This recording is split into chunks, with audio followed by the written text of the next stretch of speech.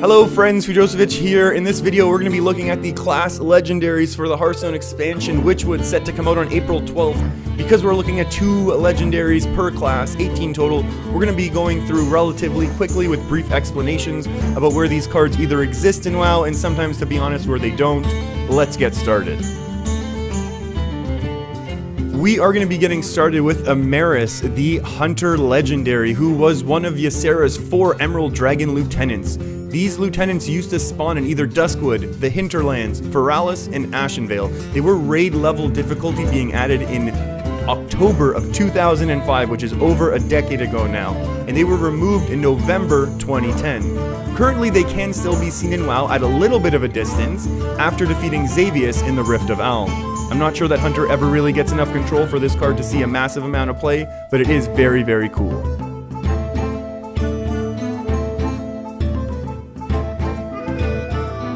As we move on to the next Hunter Legendary, we find out that Houndmaster Shaw is unfortunately not from WoW. But when I heard Houndmaster, the first thing I thought of as an old WoW player was the Scarlet Monastery. Houndmaster Braun has always been a great boss from this dungeon, but obviously has nothing to do with the Witchwood theme. I imagine there were other named Houndmasters during the Gilnean intro zone, but maybe Houndmaster Shaw can appear in WoW in a future date.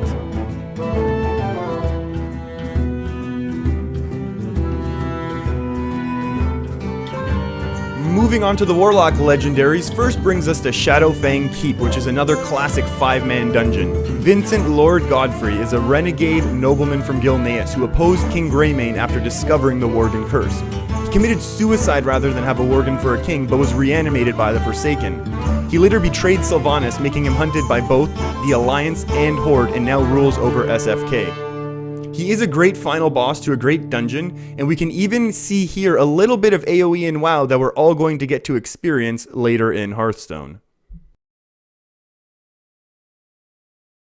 The next Warlock legendary, Glinda Crowskin, is currently not in WoW. There have been a few witches in WoW over the years, even in the most current expansion, so unfortunately we don't have a lot to go on. Besides, what we have learned from Witchwood is that Glinda is one of the witches responsible with cursing and twisting the forest.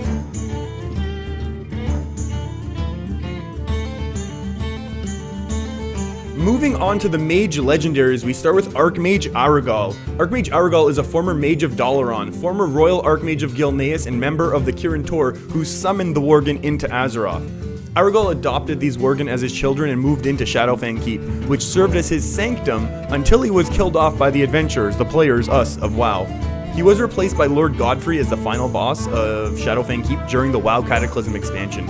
The Lich King who, with the help of his Darkfallen servants, Thoraldus, Keleseth, Atheron, and Valinar, resurrected Aragal in his service, and his ghost can currently be seen off the coast of the Grizzly Hills.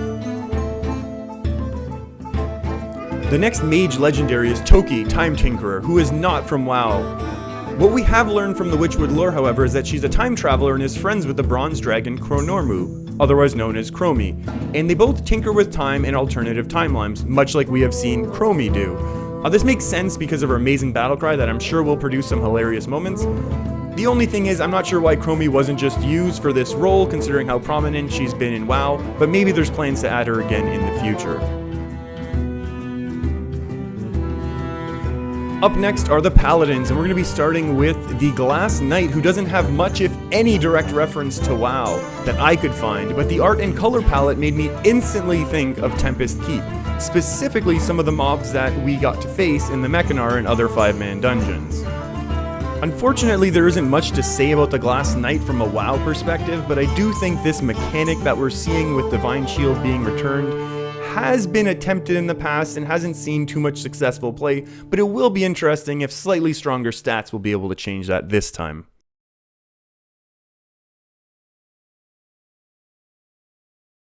The next Paladin legendary that we're looking at is Prince Liam, who is a member of the royal family of Gilneas and the son and heir of King Gen Greymane, who we've also seen added to Hearthstone in the Witchwood expansion. Now, Prince Liam has some very cool battlecry in turning all 1-cost cards, your aggro paladins, into mid-range, late-game, control value paladins. Now, the other thing that really got me thinking about this card is, why is that Prince Liam is pictured this way when all of the other Worgen cards are shown either in their Worgen form or in their human form, and I'm not... Oh, that's why.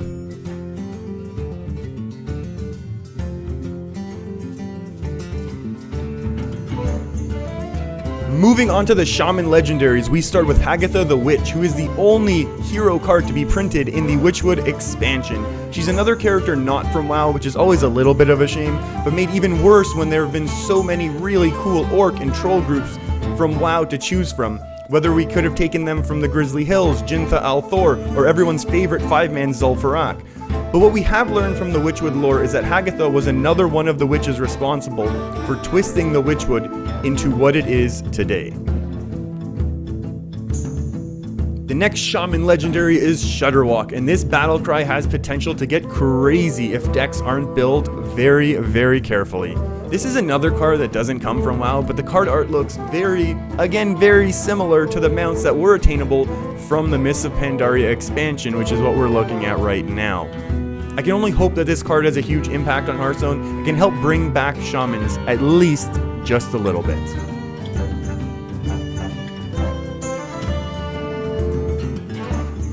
Moving on to the Priest Legendary, Chameleos.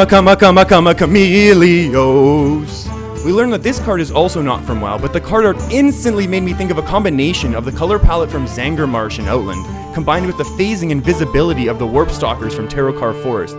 The only thing is, I don't know why this art wasn't purely red, gold, and green, and there isn't much else to say about this card, other than I think it's going to be cool, and I'll try to never sing in any of my videos or streams ever again.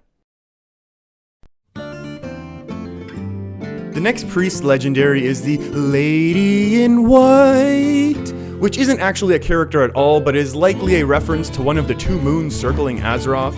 What we're looking at now is both moons over the alternate timeline in Warlords of Draenor. Back in patch 1.10, Blue Child vanished from the game, likely to a graphical error according to some rumors on the internet. There was an in-game explanation given of the Earth Mother sending Blue Child away to learn about the universe before the coming of the Burning Legion. Additionally, the Night Elves do worship this moon as Elune, and the Tauren refer to it as Musha, as in the sorrow of the Earth Mother. Both of these references have made their way into Hearthstone, which is pretty cool.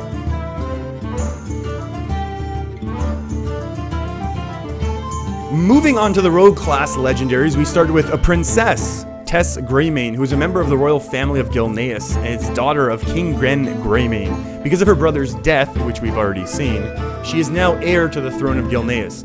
We first see her during the Worgen scenario in Greymane Manor, and remains active for the Alliance, still appearing in-game throughout the Legion expansion, and has been seen in the Battle for Azeroth alpha builds.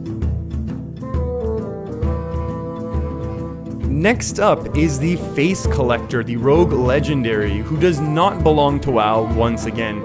And that's really too bad, because I have high hopes for this card to make Rogue a lot of fun. And because Face Collector kind of looks like an elemental, we're here back in Ungoro.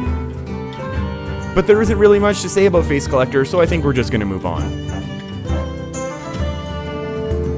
We're now moving on to the Druid Legendaries, and we're going to start with Splintergraft. This character is unique to Hearthstone, not existing in WoW, but from the art, it appears to be an ancient or similar tree-like creature that's become twisted and transformed by the corruption of the Witchwood. There have been numerous ancient-like creatures in WoW's history, so it is unfortunate that one we already knew wasn't chosen, maybe even Oakheart, like we're battling right now. Next up is the Druid Legendary, Duskfallen Aviana, who is also unique to Hearthstone, and again plays on the idea of being corrupted by, or along with, the Witchwood, so very little is known about this version of Aviana. However, she has appeared throughout WoW's history, starting in the Cataclysm, throughout the Mount Hyjal zone, and is currently found in Legion in High Mountain. Next up is the Warrior Legendary Black Howl Gunspire. This card again does not show up in WoW, but a similar structure has been seen in the Battle for Azeroth trailer. The only WoW tie-in that I can see is that there is a group called the Black Howl, who are a group of Gilneans who were manipulated by a black dragon disguising himself as Lord Hiram Creed. It's currently unknown what the fate of the Black Howl group is, as Rathian, yes, that 6 mana 4/5 draw dragons, Rathian, sent an assassin to kill Creed. Last but certainly not least is Darius Crowley, who has played a massive role in the Worgen storyline since their inclusion in WoW. Lord Darius Crowley was once a Gilnean nobleman and pro-alliance, and he disagreed with King Gen Greymane's decision to separate their people with the Greymane Wall. He led a rebellion which caused him to be imprisoned. When Gilneas was attacked by the Worgen, he was freed and became a Worgen himself. Both Crowley and Greymane reconciled and have since joined forces against the threats to Gilneas.